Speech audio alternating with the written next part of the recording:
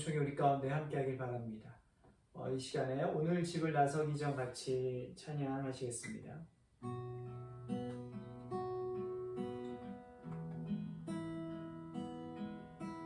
오늘 집을 나서기 전 기도했나요? 오늘 받을 은총 위에 호소했나요? 기도는 우리의 하시 빛으로 인도하리. 앞이 캄캄할 때 기도 잊지 마시오.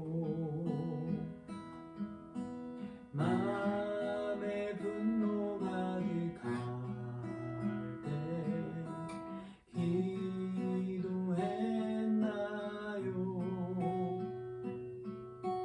나의 앞길 막는 친구 용서했나요? 기도는 우리의 하시 빛으로 인도하리. 앞이 캄캄할 때 기도 잊지 마시오. 어려운 시험 당할 때 기도했나요? 주가 함께 당하시며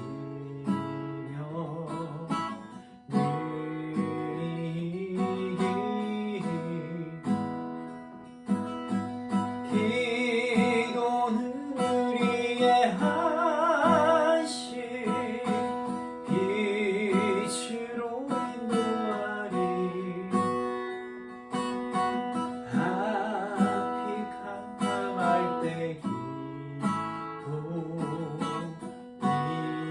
잊지 마시오. 나의 생각으로 기도하리라.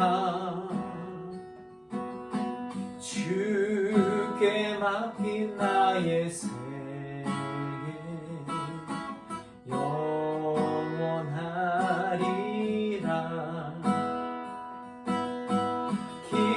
기도는 우리의 하시 빛으로 인도하리. 앞이 캄캄할 때 기도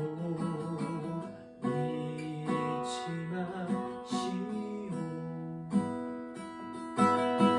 기도는 우리의 하시 빛으로 인도하리. 앞이 캄캄할 때 기도 잊지 마시오.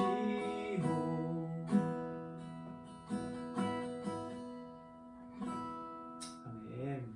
이 시간에 잠깐 먼저 중보기도 하기를 원합니다. 먼저 코로나19, 19 확산세를 그치게 해달라고 기도해 주시면 좋겠습니다.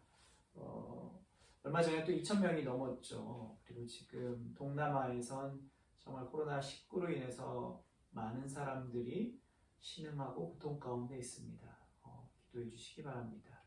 북한의 평화를 위해서 기도해 주시기를 바랍니다.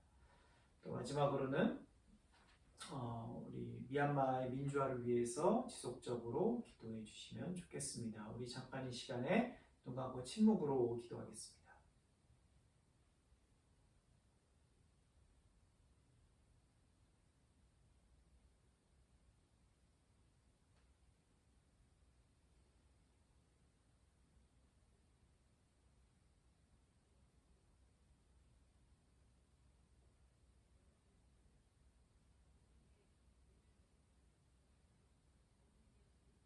사도신경 하시겠습니다. 전능하사 천지를 만드신 하나님 아버지를 내가 믿사오며 그 외아들 우리 주 예수 그리스도를 믿사오니 이는 성령으로 잉태하사 동정녀 마리아에게 나시고 본디오 빌라도에게 고난을 받으사 십자가에 못 박혀 죽으시고 장사한 지 사흘 만에 죽은 자 가운데서 다시 살아나시며 하늘에 오르사 전능하신 하나님 우편에 앉아 계시다가 저희로서 산자와 죽은 자를 심판하러 오시리라. 성령을 믿사오며 거룩한 공예와 성도가 서로 교통하는 것과 죄를 사해 주시는 것과 몸이 다시 사는 것과 영원히 사는 것을 믿사옵나이다. 아멘. 오늘 이 시간 함께 나눌 말씀은 마가복음 9장 30절에서부터 37절의 말씀입니다. 마가복음 9장 30절에서부터 37절의 말씀입니다. 제가 봉독해 올립니다. 그곳을 떠나 갈릴리 가운데로 지날새 예수께서 아무에게도 알리고자 아니하시니 이는 제자들을 가르치시며 또 인자가 사람들의 손에 넘겨져 죽임을 당하고 죽은 지 3일 만에 살아나리라는 것을 말씀하셨기 때문이더라. 그러나 제자들은 이 말씀을 깨닫지 못하고 묻기도 두려워하더라. 가버나움에 이르러 집에 계실새 제자들에게 물으시되 너희가 길에서 서로 토론한 것이 무엇이냐 하시되 그들이 잠잠하니 이는 길에서 서로 누가 크냐 하고 쟁론하였습니다. 예수께서 앉으사 12제자를 불러서 이르시되 누구든지 첫째가 되고자 하면 무사람의 끝이 되며 무사람을 섬기는 자가 되어야 하리라 하시고 어린아이 하나를 데려다가 그들 가운데 세우시고 앉으시며 제자들에게 이르시되 누구든지 내 이름으로 이런 어린 아이 하나를 영접하면 곧 나를 영접함이요 누구든지 나를 영접하면 나를 영접함이 아니요 나를 보내신 이를 영접함이니라. 아멘. 첫째가 되고자 하면이라는 제목으로 같이 은혜를 나누겠습니다. 예수님은 이제 귀신 들린 소년을 치료하시고 제자들에게 자신이 당하여야 할 고난, 즉 순환 예고를 하십니다. 그리고 부활에 대해서 말씀하시죠. 31절을 이렇게 시작합니다. 이는 제자들을 가르치시며 또 인자가 사람들의 손에 넘겨져 죽임을 당하고 죽은 지 3일 만에 살아나리라는 것을 말씀하셨기 때문이더라. 근데 재미있는 사실은 제자들 아무도 이 이야기를 알아듣지 못하죠. 오히려 두려워합니다. 아마 상상하기조차 힘들었겠지만 사랑하는 스승 그리고 자신의 모든 것을 던져 버리고 따랐던 그의 죽음은 그들에게는 일어나서는 절대로 안 되는 일이기 때문에 어떻게든 그들은 그런 생각을 멈추고 싶었을 것입니다. 그 후에 일어난 일들이 제자들 사이에 일어난 논쟁인데 순환예고 뒤에 오는 논쟁이 누가 더 크냐라는 데 포커스가 있다고 보면은 어쩌면 그들은 예수님을 따르는 것에 대한 해피엔딩을 다 꿈꾸고 있었다는 것을 유추해 볼 수 있습니다.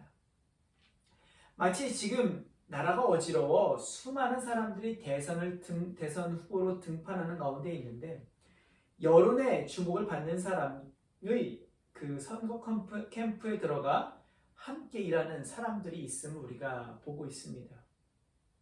여러분 그들이 왜 선거 캠프에 들어갈까요? 자원봉사를 하기 위함입니까? 물론 그런 부분도 없지 않아 있겠지만 정말 그들이 원하는 바는 그들이 대선 후보가 되고 훗날 대통령까지 된다면 자기 역시도 한 자리를 차지할 수 있을 거라는 기대감, 어떻게 보면 그런 전략적인 정치적인 이해관계가 있기 때문에 선거 캠프에 들어가서 일을 하는 거겠죠. 제자들의 생각도 대선 캠프에 합류한 사람들과 생각이 다르지 않았을 것입니다. 다가올 현실, 예수님이 하시는 말씀은 순환 예고인데 제자들이 기대하는 바는 그것과 다른 저편에 있었습니다. 누가 크냐라는 논쟁의 초점은 다른 것이 아닙니다. 예수님이 언젠가 세상을 통치하실 건데 그리고 그것이 제자들이 바라는 바인데 그때가 되면 분명 우리도 한 자리씩 차지할 때 과연 누가 가장 높은 자리에 올라야 하느냐에 대한 논쟁인 것입니다. 그런데 그들이 이러한 논쟁을 하고 있는 상황이 재밌습니다. 그들은 지금 걸어서 가버나움이라는 동네로 가고 있다고 성경은 말하고 있죠. 그래서 예수님이 제자들에게 물어봐 논쟁의 내용을 듣게 되는 장소가 가버나움이라고 33절에 이렇게 시작을 하죠. 가버나움에 이르러 집에 계실새 제자들에게 물으시되 라고 이렇게 이야기를 합니다. 가버나움에 이제 이르르니까 제자들에게 너희들 그때 길에서 나는 게 무엇이냐라고 물으신 것입니다. 가버나움 우리에게 참 익숙한 그런 이제 장소죠. 근데 이 가버나움의 뜻이 무엇인지 아십니까? 바로 위로의 집입니다. 위로가 필요한 집으로, 위로가 필요한 동네로 제자들이 걸어가고 있는데 정작 그들이 나눈 대화는 누가 과연 더 큰 자이냐라는 데 포커스가 있었습니다. 그들의 발걸음, 그러나 그들이 마음에 품은 생각은 전혀 다른 곳을 향하고 있었던 것이죠. 위로가 필요한 곳에 그들은 누가 더 높은지에 더 관심이 있었던 것입니다. 서로 누가 큰지 쟁론하였던 제자들에게 예수님은 매우 도전적인 말씀을 주십니다. 35절입니다.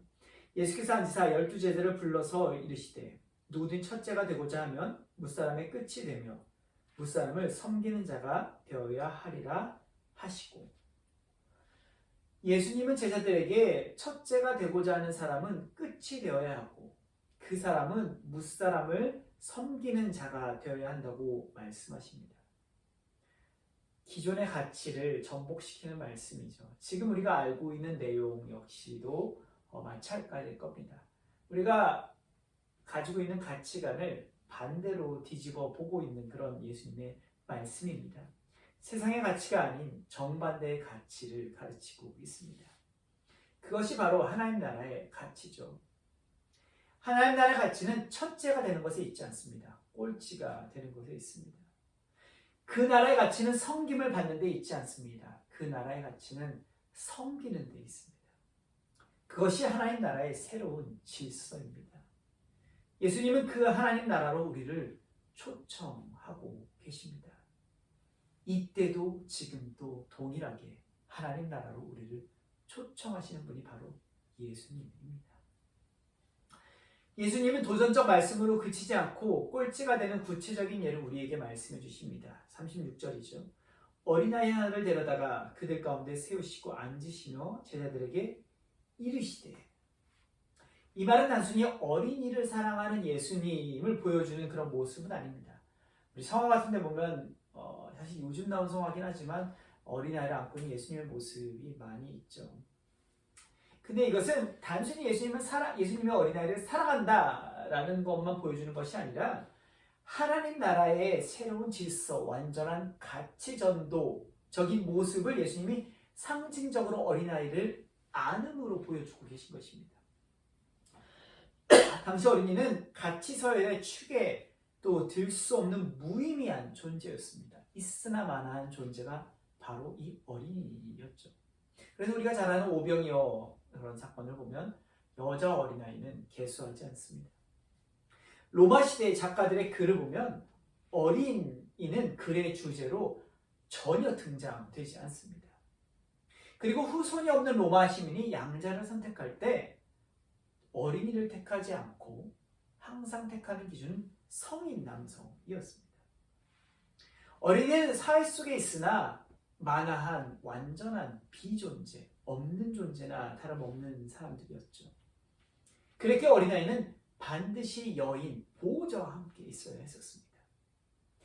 예수님이 했던 행동처럼 남자 어른들로 들어서야 있는 공간에서 예수님이 어린아이를 가슴으로 품어 안는다는 이런 모습은 당시로서는 참으로 일어나기 힘든 일인 것입니다. 어린아이가 무가치한 존재로 여겨지는 것이 단지 2000년 전 이스라엘 땅에만 일어나는 일일까요? 우리나라도 마찬가지였죠. 소파방정환 선생님께서 어린이라는 말을 만들어내기 전에 어린은 어리다, 그러니까 영의 의미가 아니라 어리석다라는 뜻이었습니다. 어린이라는 형용사는 목매하다, 어리석다라는 뜻만을 가지고 있었을 뿐입니다. 오늘 예수님의 말씀, 첫째가 되고자 하는 자는 꼴찌가 되라는 말씀에 이 꼴찌를 상징하는 존재가 바로 누구냐? 어린이인 것입니다. 예수님은 그 어린이를 그냥 두는 것이 아니라 영접하라고 말씀하십니다. 37절입니다. 누구든지 내 이름으로 이런 어린 아이 하나를 영접하면 곧 나를 영접함이요. 누구든지 나를 영접하면 나를 영접함이 아니요 나를 보내신 이를 영접함이니라. 아멘. 37절에 어린아이를 영접하면의 표현에 쓰인 단어는 헬라어 덱세타이인데 그 원형은 데코마이라는 동사입니다. 이것은 일반적으로 편지, 선물, 손님 또는 지식을 받아들이고 수용하는 것을 의미합니다. 그래서 본문의 문맥에 따라 다시 읽어보면 가슴에 껴안는다는 뜻이 아니라 기르고 교육시키기 위해 자신의 가정으로 받아들인다는 의미로 사용되었다는 것을 알 수 있습니다. 손님으로서의 환대가 아니라 자신의 가족처럼 여긴다는, 가족으로 받아들인다는 것과 같은 말입니다. 집안의 노예보다 무가치한 어린이를 가족으로, 자녀로 받아들인다. 참으로 충격적인 말씀을 예수님께서는 그 당시 하셨던 것입니다. 근데 더 재미있는 말씀은, 더 정말 과격하게 보일 정도의 그 말씀은 이 어린이를 받아들이는 것이 곧 나, 예수님을 받아들이는 것이고 예수님을 받아들임을 통해 하나님을 받아들인다고 성경은 전하고 있습니다. 이런 등식이 만들어지죠. 어린아이 이꼴 예수님, 예수님 이꼴 하나님입니다. 지극히 작은 자, 비존재적인 그 한 사람을 받아들이는 것이 하나님을 받아들인다는 그런 말씀입니다. 그렇다면 지금 이 시대의 어린이는 누구일까요? 물론 이 문자적인 뜻 그대로 힘이 없고 자신의 의사를 정확하게 표현할 수 없는 어린이가 정말 그 어린이일 수도 있겠습니다. 그러나 아마 각자가 생각하는 그런 낮은 자, 이 시대 어린이는 전부 다를 것이라 생각이 됩니다. 얼마 전 장애인 올림픽이 끝나면서 2020년 도쿄 비장애인 올림픽, 장애인 올림픽이 마치게 되었습니다. 이번 올림픽에서 선행으로 주목받은 선수가 한 명 있었습니다. 폴란드의 창 던지기 선수 마리아 안드레이칙이라는 여자 선수입니다. 그녀는 2016년 리우 올림픽에선 2cm 차이로 메달을 놓쳤고 2017년에는 어깨 부상을 당하고 2018년에는 골수암 판정으로 항암 투쟁을 했습니다. 고통의 시간을 지나온 그녀에게 이번 올림픽은 그 어떤 올림픽보다 의미 있는 올림픽이었고 그 노력과 고난의 시간을 뚫고 그녀는 마침내 은메달을 얻게 되었습니다.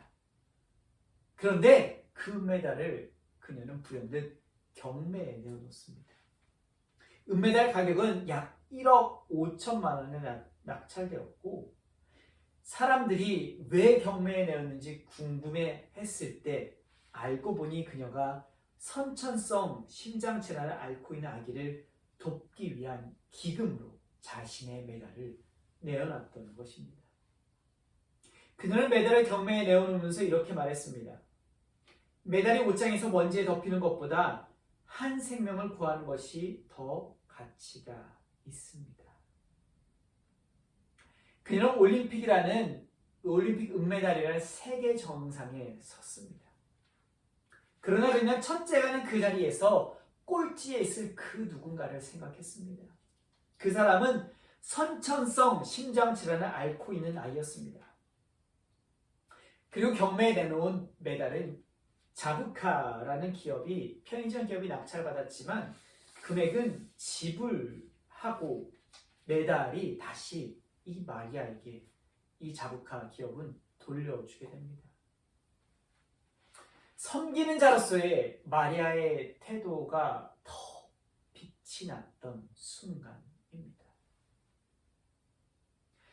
각자가 생각하는 비존재적인 존재, 이 시대 어린이는 다를 수 있습니다. 그러나 그 어린이에 대한 관심과 지지가 예수님이 원하시는 첫째가 되는 길, 섬기는 자로서 그리스도인으로 살아가는 길임을 잊지 마시기 바랍니다. 세상의 가치가 아닌 하나님 나라의 가치, 이 세상의 가치를 전복시켜 하나님 나라의 질서를 세워갈 수 있는 저와 여러분이 되길 주님의 이름으로 간절히 소망합니다. 모든 지각에 뛰어난 하나님의 평강이 그리스도 예수 안에서 너희 마음과 생각을 지키시리라. 아멘. 우리 찬송가 516장 같이 찬송하시겠습니다. 516장입니다. 옳은 길 따르라 의의 길을 세계 만민의 참된 길 이 길 따라서 살 길을 온 세상에 전하세 만 백성이 나갈 길 어두운 밤 지나고 동튼다 환한 빛 보아라 저 빛 주 예수의 나라 이 땅에 곧 오겠네 오겠네 주 예수 따르라 승리의 주 세계 만민이 나갈 길과 진리요 참 생명 내 창검을 부수고 다 따르라 화평왕 어두운 밤 지나고 동틈다 환한 빛 보아라 저 빛 주 예수의 나라 이 땅에 곧 오겠네 오겠네 놀라운 이 소식 알리어라 세계 만민을 구하려 내 주 예수를 보내신 참 사랑의 하나님 만 백성이 따를 길 어두운 밤 지나고 동튼다 환한 빛 보아라 저 빛 주 예수의 나라 이 땅에 곧 오겠네 오겠네 고난길 헤치고 찾아온 길 많은 백성을 구한 길 모두 나와서 믿으면 온 세상이 마침내 이 진리에 살겠네 어두운 밤 지나고 동튼다 환한 빛 보아라 저 빛 주 예수의 나라 이 땅에 곧 오겠네 오겠네 아멘. 주기도문으로 오늘 예배를 마치겠습니다. 하늘에 계신 우리 아버지여 이름이 거룩히 여김을 받으시오며 나라에 임하옵시오며 뜻이 하늘에서 이루어진 것 같이 땅에서도 이루어지이다. 오늘 우리에게 일용할 양식을 주옵시고 우리가 우리에게 죄진 자를 사하여 준 것 같이 우리 죄를 사하여 주옵시고 우리를 시험에 들게 마시옵고 다만 악에서 구하옵소서. 나라와 권세와 영광이 아버지께 영원히 있사옵나이다. 아멘. 네, 추석 명절입니다. 연휴 건강하게 잘 보내시고 다음 주는 대면으로 모여서 예배 드릴 수 있도록 하겠습니다. 다음 주에 뵙겠습니다. 감사합니다.